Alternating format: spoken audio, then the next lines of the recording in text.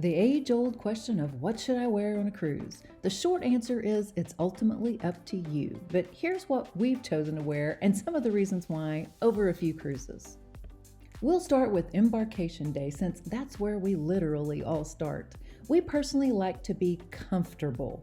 You're likely going to be making your way from your hotel to the cruise terminal, which can be stressful sometimes. And then once you board, you'll want to be heading off to the buffet and checking out the ship.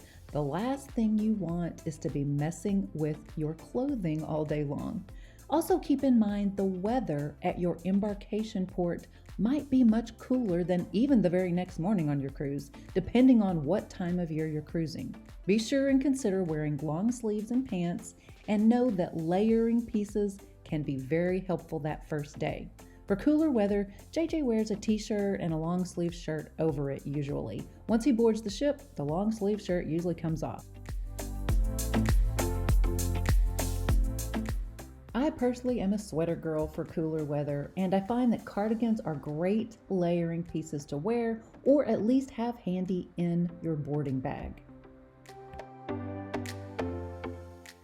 Moving on to warm sea days and port days. JJ generally chooses t-shirts or tank tops and shorts. If you're playing games or taking in shows around the ship or something like a shopping excursion in port, that's always a good choice for anyone. For sea days not spent by the pool, I choose tank tops or loose-fitting tops and bottoms like cool linen pants or capris or cargos. If you're doing activities on the ship, be sure and check the rules for the activity. Some of those require closed-toed shoes or do not even allow off-the-shoulder or tank tops. If we're just playing games, touring the ship, or walking around the port, I stick with tank top, shorts, or loose-fitting drawstring or cargo pants. My best suggestion is to wear what you want with coolness and comfort in mind. Yes, I could end the video right here, but here are a few more tips. While walking around port shopping or seeing the sights, remember, comfortable shoes and hassle-free clothing rule the day. A cruise port day is not the time to be breaking in a new pair of shoes. Also, don't forget you might pack an umbrella for the occasional shower or to shade you from that extra hot Caribbean sun.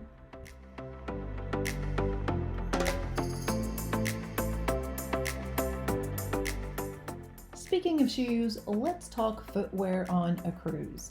Ladies, I promise no one will notice if you wear the same dress shoes the entire cruise. Whether that's a neutral pair of black or tan heels or flats, wearing a comfortable neutral shoe will go a long way for ease of packing as well as once you're on board. Keep in mind for everyone to bring one pair of closed-toe shoes for activities on larger ships.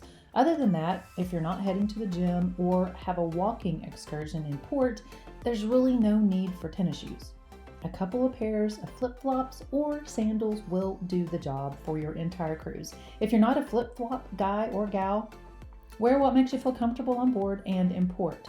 Closed-toe shoes for men are preferred and suggested by most cruise lines for the dining room, but we'll talk more about that later. Now let's talk dinner. If you like to dress up, by all means, make it happen.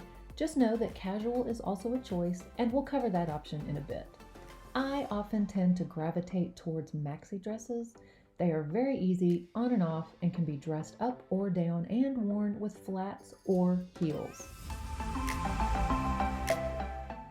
More recently, I found some jumpsuits I love, along with some dressier tops and bottom separates. Remember, ladies, your jewelry and shoes can really dress up your outfit if that's what you're going for.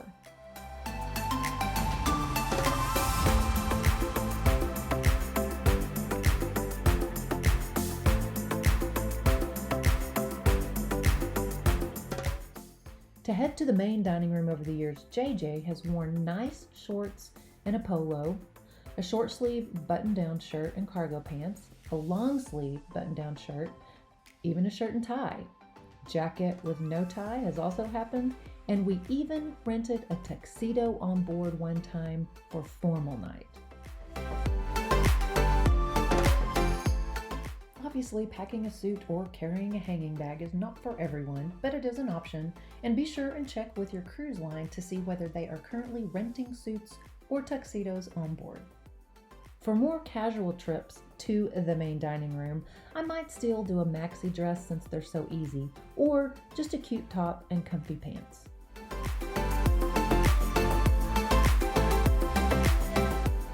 Yes, wardrobe choices in the main dining room can be quite the debate.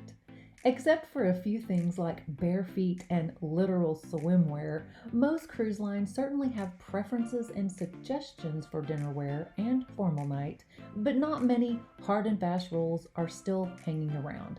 That of course depends on the cruise line. This is not a do or do not do video, so I'll leave the wardrobe choices to you. There are also often theme nights and parties on cruises. Common themes are decade parties like 70s, 80s, and 90s.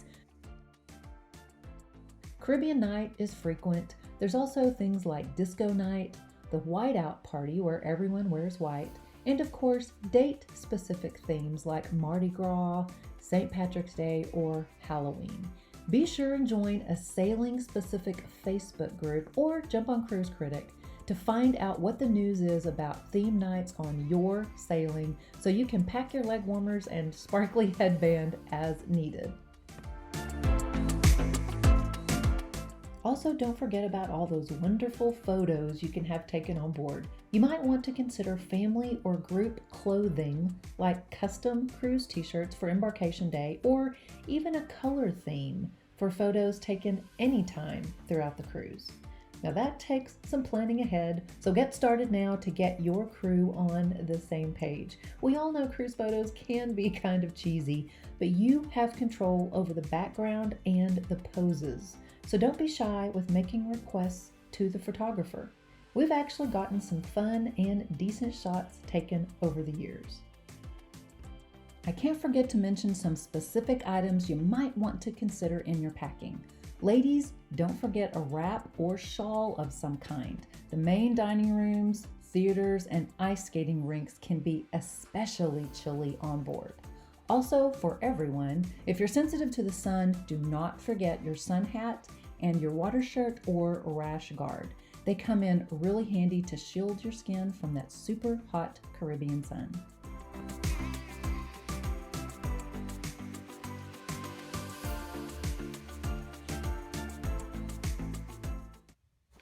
Why'd you wake me up?